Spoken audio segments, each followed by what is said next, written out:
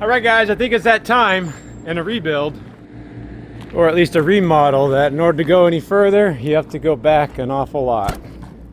So on this 1996 Liberty Elegant Lady XL bus conversion, I really can't do much more in here until I make a lot of room to work. I've successfully gotten most of the lights to work, the ACs to work, the generator to work, the batteries all to work. We put in a wine cooler over there, a microwave over here, and I have a plan in action for what I'm going to do in the front area right here, what I'm going to do for the dinette area right here, for the salon over here, for the floor, for the ceiling, for the refrigerator, and for the most part, the bathroom.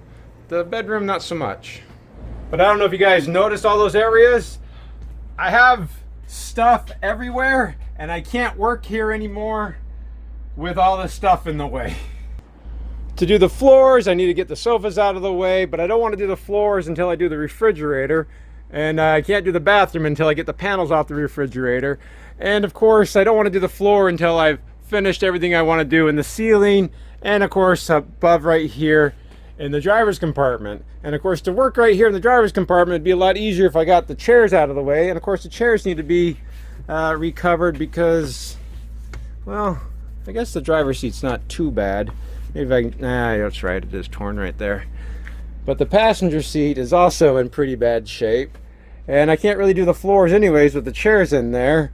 So it looks like it's time for me to gut this thing as much as I possibly can. I'm pretty sure I'm keeping this sofa. I'm not sure what I'm going to do with this sofa. We've already pointed out I need to recover that chair and the driver's chair. These chairs right here are pretty much trash. I'm thinking I'm going to keep this countertop right here for the kitchen table, but I use it somewhere else. I have to come up with a different plan over here. And of course over here I have a different plan also. The flooring in the galley is going to stay the same because not only is there no space in here to work, but my tool bay over here, or my storage bay over here, is completely overran with all the supplies I'm going to be using on this thing. And I can't find anything because I can't obviously find anything. I can hardly even make my way into my tool pod. I feel pretty good and pretty confident that the inverters are doing really well. I did accidentally drain the batteries by leaving the batteries on, but we just called that a stress test. Generator's been holding up to the early Arizona heat. And while I did initially want to get this bay done before it got too hot, I need a wind right now, guys, and I think the inside's where the wind's gonna be. I have plans for this bay though. So I guess with that, it's time to start removing all this stuff. I won't make a big montage of it. I'll just check back in later. Luckily, I have my trailer over here. I can store everything out of the weather. And don't pay attention to that because you might be seeing that again later. Let's get this thing emptied. All right, so we made some pretty good progress here. No passenger seat over here on the entryway. Obviously, I've taken out the sofas on both sides. I did discover a great big huge tube subwoofer that was located right there. They thoughtfully kept the original carpet underneath that. I've taken out the dinette and discovered a heat exchanger over there, which is not too surprising. My next venture is I really need this driver's seat out of the way. As stupid as it sounds, getting the flooring in and out is going to be difficult. Trying to work around that seat's going to be difficult. This seat's going to have to be reupholstered, like I said. But also, there are so many different accessories installed around this driver's seat area that I'm not confident I could ever get them with that in the way. And above right here, I do have to run some wiring and do some repairs on the ceiling above, install a TV, fix that over there, and this is going to be in the way. I do not think I'm going to take this out because I'll risk breaking the countertop right there, but I do reserve the right to take this out if I want to. One thing kind of cool is that I found a 120 volt wiring harness right there that's not being used, so I guess if I need to add something I can. I will be the first to tell you at this point, I'm concerned that this is a lot more work than I thought it was going to be, and this is just the salon and the galley area. We're not even talking about the bathroom or the bedroom. The bedroom gives me a lot of fears too. But first things first, let's get the driver's seat out of the way. So far what I see is that there's just 3/4 inch bolts, one at the front and one at the back. Now this is an electric seat, so I can move it forward and backwards. And I do have it aired up all the way currently. We will have to disconnect the air lines, but then there are some seat belts right there. Again, those are just 3/4 inch nuts. I already loosened those up, so we'll get those out of the way. What I did figure out, so far the easiest way to remove this seat is to remove the front bolts first using a ratcheting 3/4 inch wrench, because there's not a lot of space right there. Alright, so right down here is the front bolt. There's not a lot of clearance, so we have to get that one out of the way first.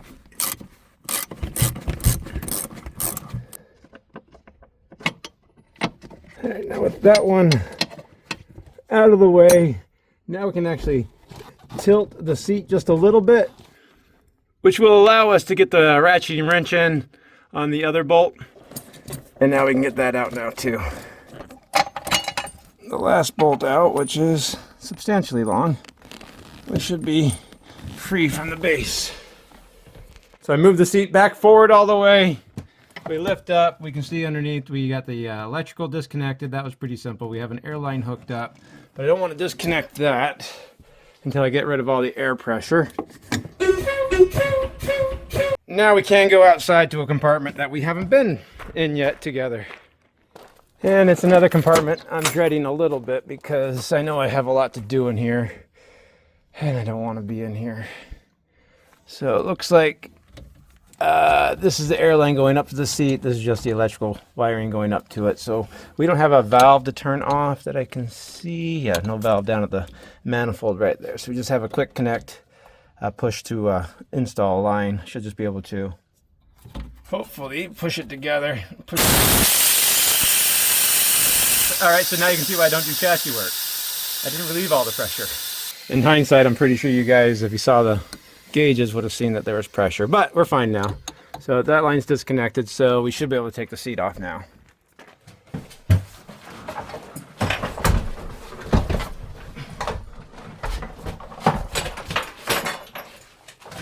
Oh my God.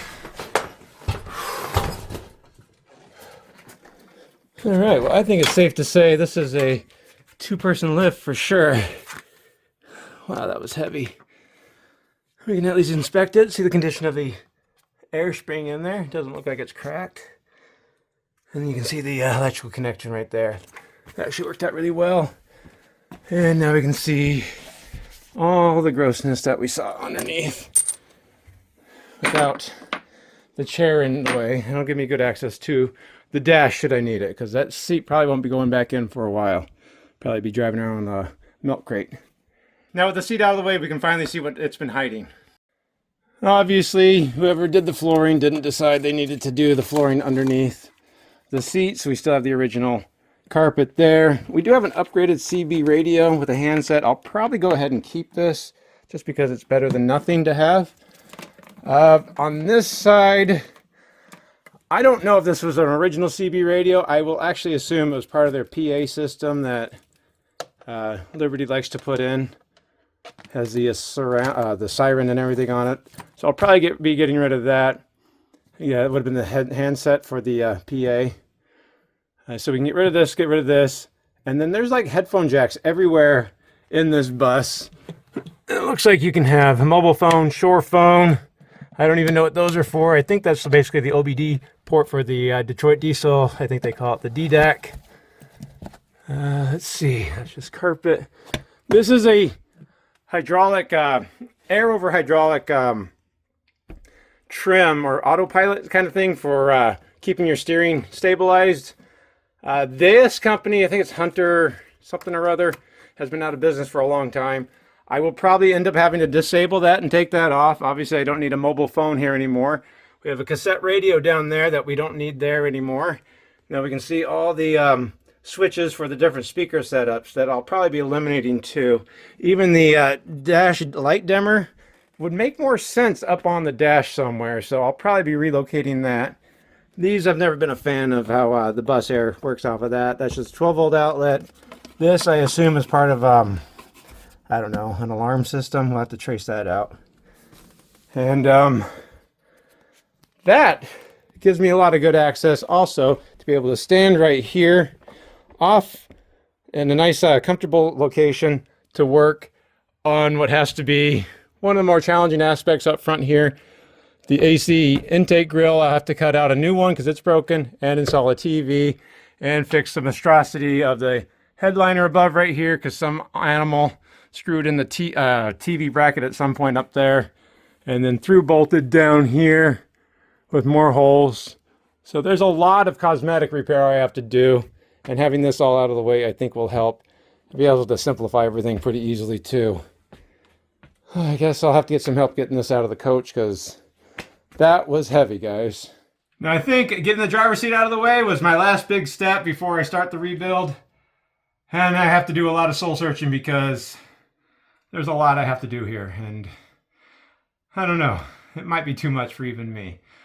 Well, hopefully do it a little bit at a time. My next step is actually a very simple step.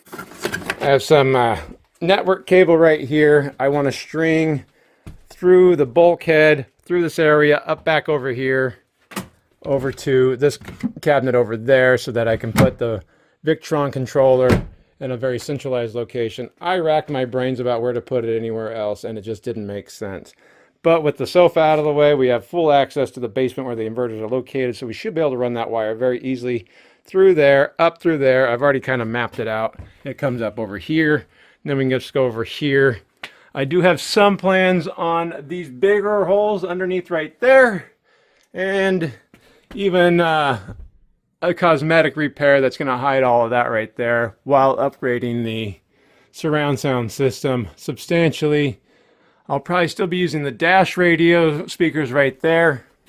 But I have to tell you, the speaker setup in here is absolutely over the top, and I don't know if I'll be able to utilize all the speakers. I don't think it's necessary, but I do have plans.